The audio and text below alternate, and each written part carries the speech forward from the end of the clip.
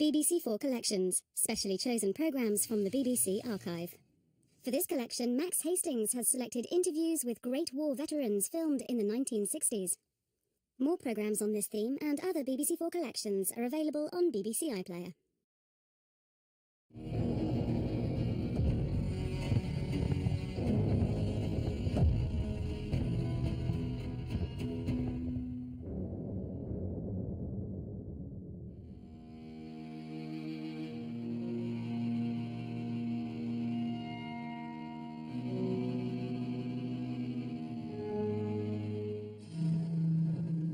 Well, you see, when I got to France, I only had 20 hours flying about. And when I was posted down to a 2C squadron on the Somme, the CO took one look at the logbook and said, "My God, it's murder, you know, sending you chaps out with nothing on the logbook. You better put in a bit of time." So they gave me an aircraft, and I walloped off, you know, to have a look around and see what the form was. And to have a look at the lines, to get used to the French maps, all the things that are different, you know, and the country were obviously a different country from the country of England that I'd been flying over a bit. And so it was that I really first had a look at the lines. You know, one had always heard behind the lines, this side of the lines, the lines, the lines, the lines, but I hadn't a clue as to what the thing looked like. And so one good, fine May afternoon, I got up to about 10,000 feet, well on this side, you know, to have a deco. The thing was quite fascinating because you realize that, I mean, what had happened was the battle had become crystallized and had to stop somewhere, and it, as it were, stopped in this particular point, and somebody had started to build a trench. And from that trench had people begun to dig back communication trenches so they could get to it without being shot as they got into the trench, so to speak.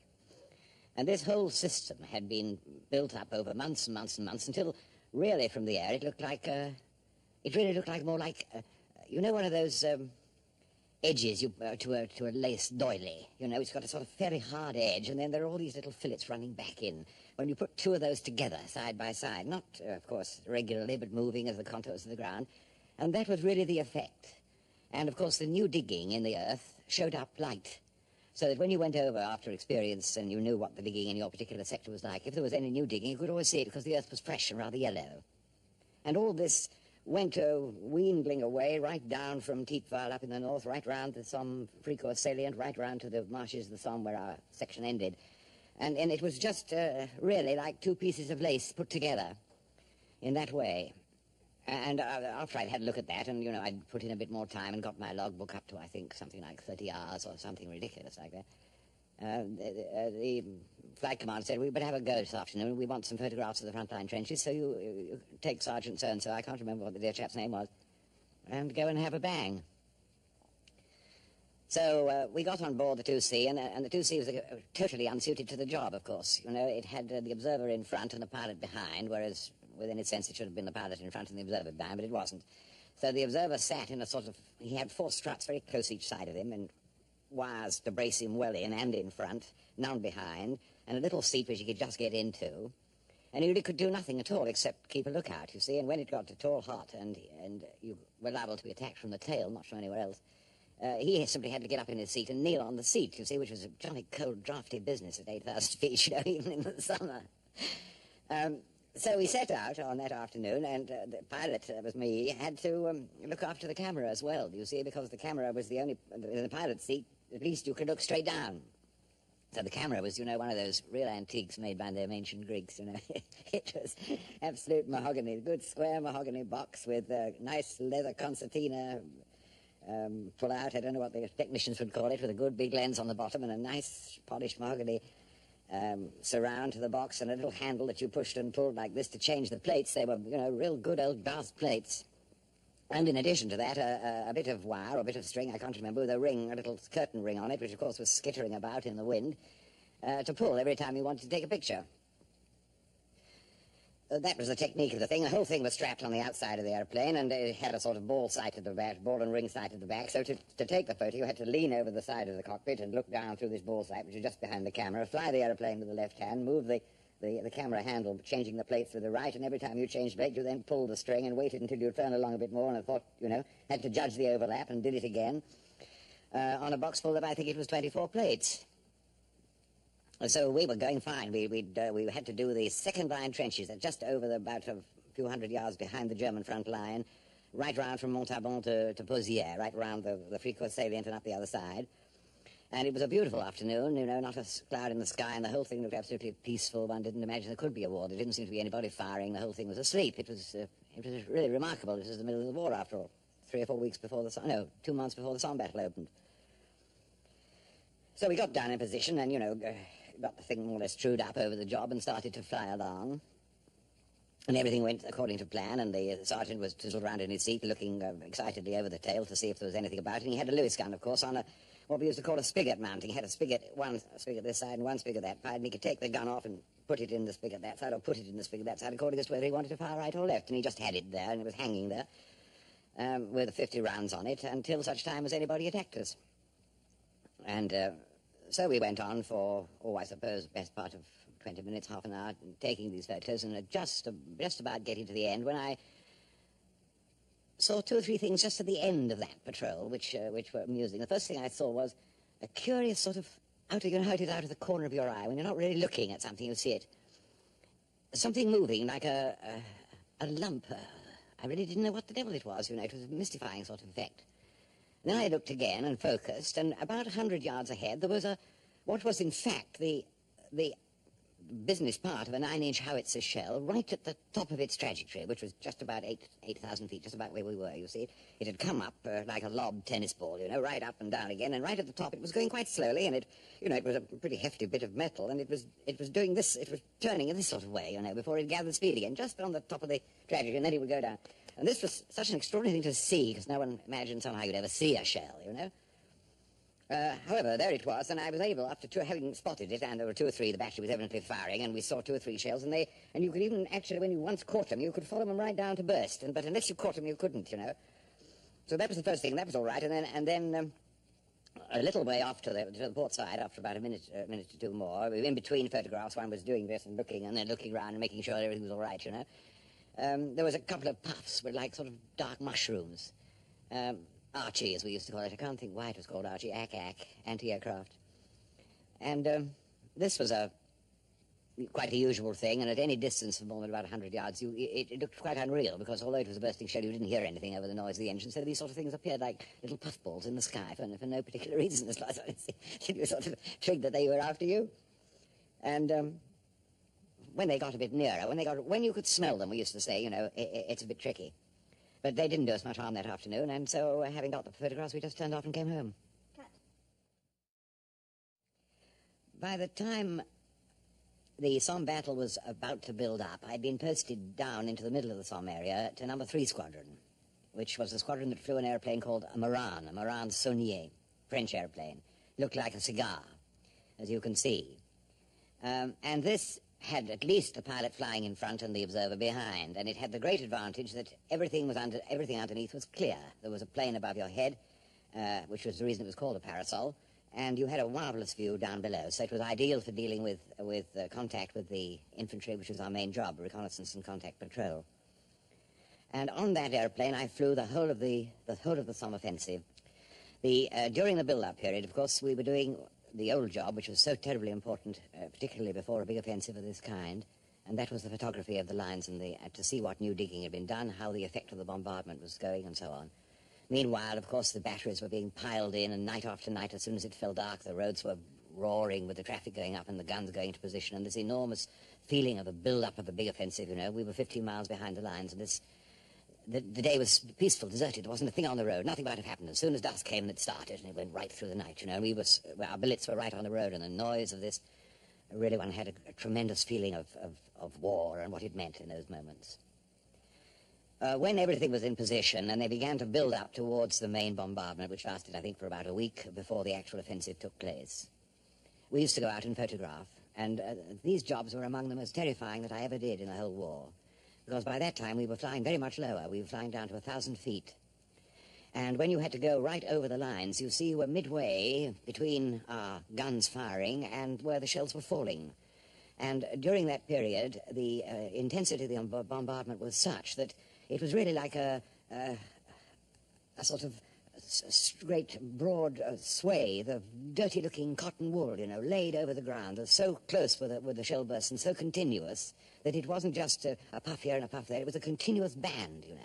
And when you looked the other side, particularly in the evening, when the light was falling dusk, you know, and as I did many evening patrols, the whole of the sky, the whole of the ground beneath the darkening evening was just like a veil of sequins which were flashing and flashing and flashing, and each one was a gun, you know, and one knew that these things were coming over all the time. And they had orders, we were told, you know, the artillery, not to fire when an aeroplane was in their sights. They cut it pretty fine, you know, because really one used to fly along the front on those patrols, and that lasted for 2 or 3 days, and the aeroplane was flung up, you know, with a shell which had just gone underneath and missed you by 2 or 3 feet, you see, or flung down when it had gone over the top. And this was continuous, so the machine was continually bucketed and jumping as if it was in a gale, but in fact it was shells. You didn't see those, they were going much too fast. But this was really terrifying, and I remember particularly on, I think 2 days before the attack opened, and we had to get some photographs because they were terribly badly needed. We were down to about 1,000 feet in murky weather with a cloud bank overhead, and this grey swathe on one side, and these flashings, continual flashing. One had the sort of feeling, you know, they're firing at us. It's us they want to get, you know. And this was extraordinarily ridiculous, of course, but quite terrifying at the time. And then at last, having finished the photos and moved over and turned over the barrage and got out of the buffeting, and thought, well, heavens alive, I've come through that. Because so many of the boys and my best observer and many of my friends were just hit by this barrage, you know, and destroyed by a direct hit from a passing shell.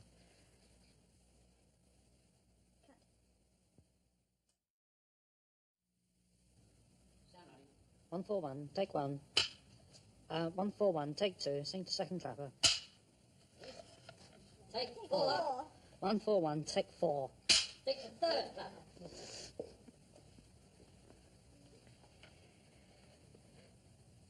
As the days wore by and we got nearer and nearer to the 0 hour of the Somme offensive, the bombardment increased.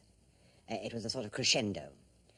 And our patrols got closer and closer. We kept really a steady patrol all day to see what was happening. On the morning of July 1st, when the 0 hour was to come, I was on the first patrol on the northern part of the salient from Pozières down to Fricourt. And at Pozières, I'd taken the engineer up for weeks before. They'd been put down 2 enormous mines right in the salient on the front line, hoping to clear the whole of the front line with this enormous burst. And so this, of course, was what we were looking for. And really it was a fantastic sight because when the hurricane bombardment started, every gun we had, and there were thousands of them, had all been let loose at once, you know, and the thing was a wild, I mean, you could hear the roar of the guns above the noise of the aircraft, almost like wind like rain on a pane, you know. Extraordinary, this roll of thousands of guns at the same time. And then came the last, 8 o'clock, and we were looking, of course, at the Boisselle salient. And then suddenly the whole earth heaved, and up from the ground came what really looked more like 2 enormous cypress trees, the silhouettes of great dark, cone-shaped lifts of earth up to 3, 4, 5,000 feet. And we watched this, and then a moment later, of course, we struck the repercussion wave of the blast, and it flung us right away backwards, over on one side, away from the blast. And then a second later came up the second one. And then after that we thought, well, now we know that's the beginning. The infantry should have moved forward on that. We had all our contact patrol technique perfected, and we went right down to 3,000 feet to see what was happening. Actually, the mines didn't go up quite in right place. They weren't quite far enough over, so that in fact this was a setback right from the very first moment in that particular part of the offensive.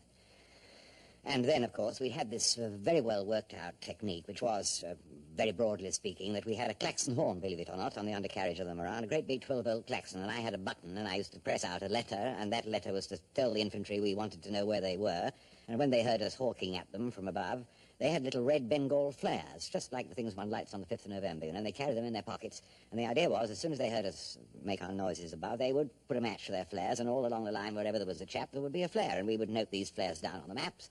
And Bob's your uncle. I mean, that was where the infantry were at that moment. It was fine. But, of course, it was one thing to practice it, but quite another thing to really do it when they were under fire, and particularly when things began to go a bit badly. Then, of course, they jolly well wouldn't light anything, and small blame to them, because it drew the fire of the enemy onto them at once, you see. So we went down on that particular morning looking for flares all round Boisselle and all down to Fricourt, and we didn't get, I think, only about 2 flares on the whole front. And, of course, we were bitterly disappointed, because with this we hoped was our part to help the infantry, and we weren't able to do it. And, in fact, that did never work. Right until 2 months later, when the attack had gone further forward.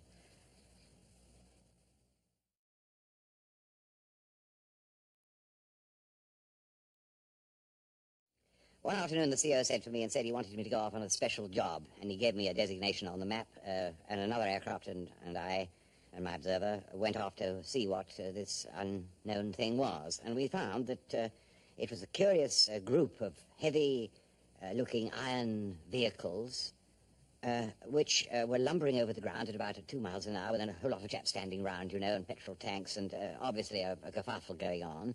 And they were, of course, tanks. And so from that moment on, we started to do attacks with them, mock attacks, in order to do the same thing as we'd done before, note where they were, get them to light their flares so we could take back records to the brigade headquarters. And this we did until the actual day when they were to be used. Then, this was about mid-September, as I remember it, and quite a nice afternoon, with no preliminary bombardment at all. We thought, or rather the High Command thought, that it would be a good idea not to give any warning of this, which was the first time such vehicles had ever been used in warfare. And so there was a half-hour hurricane bombardment, and then the tanks were put over. Well, from the air at about 5,000 or 6,000 feet behind the lines, watching this whole scene, there was again this extraordinary solid carpet of wool, but just as if somebody had taken his finger in the snow and pulled it through the snow and left a sort of ribbon, you see. And there were 4 or 5 of these ribbons, as I remember it, between Fricourt and Boissel, and running back there towards High Wood. And through these lanes, you see, at 0 hour, we saw the tanks beginning to lumber. They'd been cleared for the tanks to come up in file. And they came up, I think they were 3 or 4 in file, one behind the other. And, of course, utterly unexpected, the first lot went sailing over the trenches, and we thought, well, this is fine, because the whole thing was, the year's getting a bit late, we don't get through now, we never shall. This is the great opportunity, and hope was high, and we thought, if they can get through the third-line defences, we can put the cavalry through, and the whole wall will become mobile again, And so we watched pretty carefully to see how things went. And by this time, as you can imagine, also, all this area had been shelled for best part of 3 months, you see, and it was contiguous shell holes like the Ypres salient for miles and miles. There was no configuration from the ground from above. It looked like a pockmarked skin, really. All the trees had been shot. There was no greenery. There was nothing, except among this wool, this grey wool, these lumbering chaps, and 1 or 2 of them with red petrol tanks on their back, and one even with a little mascot, a little fox terrier, running behind the tank. And then one would stop, and we had no idea why. Obviously been shot, or somebody had thrown a bomb at it, or a grenade at it, or something, or it had had a breakdown, but it had stopped. And at the end of 2 hours, they'd moved about, I suppose, a mile or 2, and we thought everything was going well, and we came back, because our petrol was finished, you see. We had about 2 hours petrol, and we came back to the aerodrome, went out again in the afternoon. In the afternoon, we found they made about another 3, possibly another 2 miles, and the little fox terrier was still there with the one that we'd noticed in the morning, so we knew he was all right. And there were 3 or 4 of them, or a group of them, grouped round High Wood, and then that was really the end of it. They didn't, in fact, ever get through, as everybody knows, and that's it.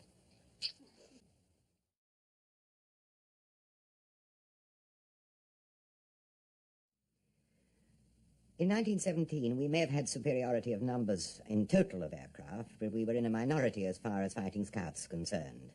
And certainly 56 Squadron, the first SE-5 Squadron, was the only squadron for some months, I think I'm right in saying, or weeks anyway, on the front, which had what might be called an up-to-date machine.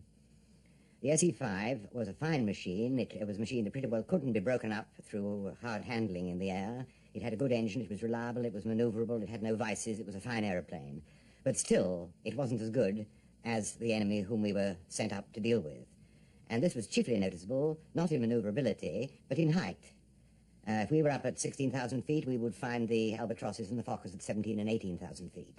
And this is crucial in any aerial combat, because the man with the height dives on you, zooms up again, he's got his height, he's driven you down perhaps 1,000 feet, you come up again, but you're always below him, you see. And this is a very tricky situation to be in, really, because you're always, as it were, at a disadvantage. Not that our own morale, I must say, was in any way hurt by this. Morale was terrific right through the summer. There was no question of being browbeaten, as it were, by the enemy. We didn't worry. We could engage, we could fight. When we got him down on our own level, we could engage, and we were just as maneuverable and even more maneuverable than he was. But we had this disadvantage always, that our performance really wasn't quite so good as the people we were up against, and we were also numerically outnumbered most of the time. It was nothing for us to meet 30 or 40 enemy aircraft in one formation, and we were never more than 12. Our squadron was a 12-aircraft squadron, so we couldn't exceed that number. So we had to fight in those conditions. And, of course, the hazards are obvious, the hazards of war, hazards of being shot down. But over and above that, the hazards of not being able to get out of the airplane, not being able to jump, having nowhere to go to. I mean, you had to just sit tight and take what came. We used to take off on these big squadron offensive patrols, usually in the afternoon, kitted up, of course, in our long sheepskin thigh boots and leather coats and little sort of motorcycle helmets and goggles. And by the time you got all that in a cockpit, there wasn't much room. We were wedged into our cockpits. Ran our engines up for 2 or 3 minutes, water-cooled engines, time to get them warm, and then took off severally, and at about 500 feet would begin to get in formation and head slowly out towards the lines. We were about 20 miles or so behind the line, so we had time to climb up on our way over. Our business was offensive. That's to say, we used to climb up to get height this side of the lines, and then when we'd got our height, go over and look for trouble. And we usually got up to about 15 or 16,000 feet before we actually crossed the lines into enemy territory. This was a good height and, of course, very cold. And our eyes were, of course, continually focusing, looking, craning our heads round, moving all the time, looking for those black specks which would mean enemy aircraft at a great distance away. And we'd be perhaps between clouds, you know, not be able to see the ground, or only parts of the ground which would sort of slide into view like a magic lantern screen of something far, far beneath. Clinging close together, about 20, 30 yards between each machine, swaying, looking at our neighbours, keeping our throttles, setting ourselves just right so that we were all in position, as it were. And then sooner or later, we would find the enemy, or spot the enemy. If it was lucky, it would be below us. But in those days, we were always under the enemy. That's to say, our machines, good as they were in the spring of 17, were not really still up to the Huns, who usually had 1,000 to 2,000 feet ceiling clear above us. So even at 16,000 feet, we were still liable to be jumped from on top. But that, of course, didn't have to worry us. And we were usually outnumbered 2 or 3 to 1. We were very rarely fighting on equal terms. In those sort of engagements, when we spotted the enemy formations below us, we used to engage irrespective if there was anybody above or not and just chance it. And usually the top flight of enemy aircraft who were above us would come down and jump us as we went down. You know, it's not really possible to describe the action of a fight like that, because having no communication with each other, we simply had to go in and take our man and chance our arm and keep our eyes in the back of our heads to see if anybody was trying to get us as we went down. But there was always the point where you had to go down anyway, whether there was anybody on your tail or not. And so the fight began at these altitudes and engaged and disengaged with bursts of perhaps 30 or 40 rounds. Tracer ammunition, you understand, 3-in-1 tracer, so that there was always some idea of where you were fighting, because your sights really were no good in these quick dogfights. There wasn't time to focus anything. It was just really snap shooting. And so the whole squadron would enter the fight like that in good formation, but within half a minute the whole formation had gone to hell. There was nothing left except just chaps wheeling and zooming and diving and on each other's tails, perhaps, or 4 in a row even, you know. A German going down, one of our chaps on his tail, another German on his tail, another Hun behind that. I mean, extraordinary glimpses one got, or people approaching head-on, firing at each other as they came, and then just at the last moment turning and slipping away. The fight lasting perhaps for altogether 10 minutes, a quarter of an hour, would come down from 15,000 feet right down to almost to ground level. By that time, probably ammunition exhausted, guns jammed or something like that, and then there'd be nothing left but to come back home again, because you only had 2 hours petrol anyway, so you couldn't stay up for very long. And by that time, you'd have exhausted a good hour of your petrol in getting up there. So that was how it went. The real preoccupation that a pilot had on going into combat was whether his guns would continue to fire or not. The SE-5 had 2 guns. It had a Lewis gun on the top plane with 100 rounds of ammunition in it on drums, and we carried spare drums in the cockpit. It had a Vickers gun which fired through the propeller by the Constantinesco gear, which was an oil-driven gear which stopped it firing the blades of the propeller off. Those guns could jam, and very often did jam. And when they jammed in the middle of a fight, a pilot was in a very precarious position, as you can understand.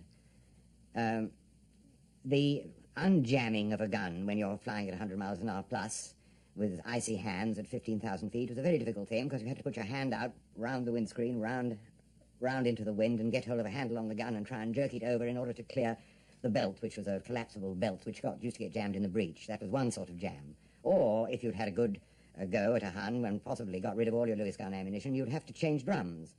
Now, changing drums on the SE-5 was a terrific job, because the gun was up on the top plane, clear of the top of the propeller, and there was a sort of brass quadrant down which it slid when you caught hold of the back of it and released the catch. The gun came down into your hand and then was then firing vertically upwards, or pointing vertically upwards.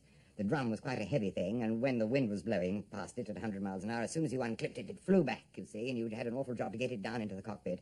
Then you had to get the full drum up, again out into the wind, and push it onto the gun, and then you had to push the whole gun up onto the top plane and lock it in position. So you can see this was quite a thing to do with your right hand, flying with your left hand, hands about, chaps coming down on you in the middle of it. It wasn't a situation to be caught in. I was caught in such a situation more than once, and it was really frightening because as soon as that drum was down, the resistance of the wind formed all sorts of eddy currents around you, so you felt you had no windscreen. The thing was buffeting you about. You were in a great hurry to get your new drum on and get it up in a position. The quadrant was liable to jam, even though we greased them to get them to work. This was a terrible position to be in, and more than one pilot was caught with his drum down and unable really to do anything about it. It destroyed the performance of the machine, it upset the pilot, he couldn't use it, and that was no fun at all. Of course, the dogfight wasn't the only way of bringing down Huns, and in fact probably the great aces of the war brought down more Huns in other means than they did in actual dogfights, which was after all a dangerous operation, so to speak. The favourite method was to stalk a reconnaissance. Usually this was a reconnaissance German aeroplane that you wanted to bring down, and the way would be to stalk him. And this, of course, meant accurate shooting, usually at extreme range. About 200 yards would be the sort of range on which some of the ace pilots, like Guynemer particularly, who used to do a lot of stalking, would bring down his Hun. And that meant hours at the butts with your machine trued up in flying position, getting your sight synchronized on your gun bursts at 200 yards. That's to say, shifting your gun mountings about until they synchronized with the telescopic sight, which came through the middle of the little windscreen. In addition to that, of course, there was the loading of the guns. The Vickers gun had a sort of disintegrating belt, which was made of little aluminium links, and the bullets themselves were the pins between the link that held the whole thing together. In '56, we weren't allowed to have the armourers do any of the preparation of ammunition belts for fighting. We all did it ourselves. We spent perhaps 2 or 3 hours every morning loading and making the belts that we should use on the afternoon patrol. So that we avoided as far as possible, by taking care with the way the belts were put together, because that was where the difficulty was, how to get them so that they wouldn't jam in the breech. So then, having got the guns as good as you could and your sighting right, you would then go out and wander up and down the lines looking for a likely chap who was too preoccupied doing artillery observation or photography to notice there was anybody else about, and you'd be very cunning. You'd perhaps go a mile or two away and stalk him slowly, coming up just under his tail where he couldn't see, you see. There's a certain angle below the tailplane at which you could stalk a man and he wouldn't know you were there at all. And then having got up close to that position or just within range, then if your guns were well synchronized and you held the machine steady, you were on for a certain kill. But of course, it was quite possible to get very preoccupied in this stalking, and that was how Guynemer at least was shot down, because he was so preoccupied in stalking his Hun that he was jumped from above, and before he knew it was all over, you see. That was the other and more successful way, really, of destroying enemy aircraft. When we were on the ground, of course, all the strain was gone. And you must remember, the strain was only there for 2.5 hours, perhaps twice a day. The rest of the time was your own. The messes and the huts were stationed round the messes and the huts were round the edge of the aerodrome, and life on the whole was fairly quiet there, unless the squadron happened to have a band or anything like that, which used to play in the evenings. We used to have something of that kind sometimes. Some squadrons had, some squadrons hadn't. But generally speaking, once you were out of the air, it was quiet, but it was safe. You see, you were 15 or 20 miles behind the lines, you had a comfortable bed, you had sheets, you had even electric light or something like that. You didn't have this terrible strain that could occur if you never could get out of gunfire, you never could get out of the possibility of being hit, even when you were asleep. So that we lived, as it were, always in the stretch or the sag of nerves. We were either in deadly danger, or we were in no danger at all. And this conflict between something which was really more or less just like being at home and being really in quite a tight position had a great effect on us all. It produced a certain strain, probably because of the change. We used to occupy our time on the ground in several ways. During the daytime, there were other patrols up besides our own, and very often our best friends were on these patrols. So naturally, we were up on the airfield waiting for them to come down to see how they'd fared, waiting for them to come back, indeed. Sometimes they didn't. Then, when they came down, there was always the gossip of how they'd done, had they met anybody, had they had a kill, and all that sort of thing. And the damage to their machines. Perhaps they'd been in a dogfight and got shot up, and they might have holes through their rudder, holes through their engines. We wanted to see what had gone on, in fact. Then the pilot had to go, of course, into the orderly room and make out his combat report, and then he was free to do as he liked. And the messes, you see, were right out in the country. We were living usually out on the outskirts of quiet villages, So when we wanted to hoop it up, we usually went into town. The messes themselves were sometimes the huts we lived in, and sometimes on the edge of a village they might be actually farmhouses in the village. Old rooms, you know, simple rooms, whitewashed rooms with terrible old furniture, and the food good but rough, fairly rudimentary, and things like, you know, lamps hanging on strings from the ceiling which were thick with dead flies, and a general rudimentary, primitive sort of life. Sometimes, as in one case that I remember very well, an old piano, an old upright piano in the mess with keys so yellow they looked as if the keyboard had been smoking for about 50 years. And we had one chap who played the piano, and he'd sit down in the evenings, and there were 2 or 3 notes missing, and it was out of tune, and it was a terrible piano. But it didn't matter, you know. He'd play the tunes of the time, the reviews on in town, the things we knew by heart and used to sing in chorus, and occasionally a bit of Chopin or something like that on the nights when we felt that sort of thing was appropriate. All very easy and go as you please. And then, usually after that, turning in fairly early and going to bed, because one might be up on the dawn patrol the day after, you see, perhaps up at 4 o'clock or more in the morning, ready to get out and wanting to get some sleep in before that happened. It was a quiet life, really, on the airfields themselves. It was only in the town that the binges occurred, when the squadron had perhaps a particularly bad time or a particularly good time. Either was an excuse to go in and hoop it up a bit.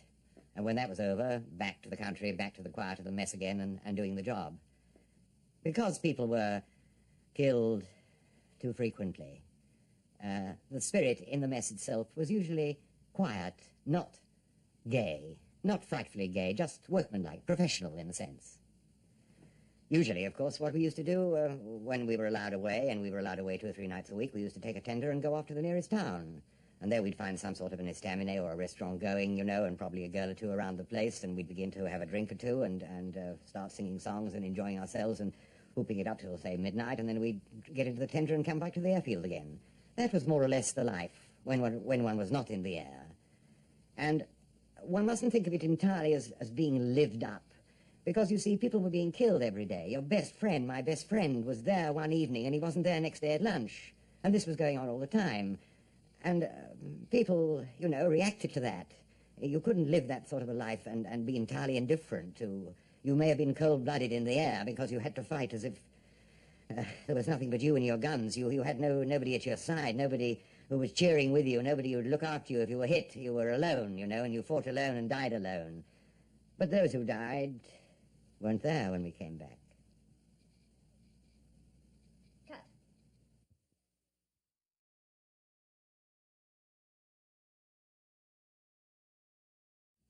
All bombing attacks up to 1918 had always been in the daytime. There'd never been a real night raid, except Zeppelin raids, of course. So that, although I was on the defence of London at this time, stationed just outside Ilford, it was always camels defending London in the daytime. Nobody ever thought that there would be night raids, and I certainly had never been up at night. I'd never had flown at night at all until that point. Then suddenly one evening, just after sunset, when everybody had gone off to town, except 2 or 3 chaps who happened to be hanging around, a warning came through, and you can imagine, pandemonium.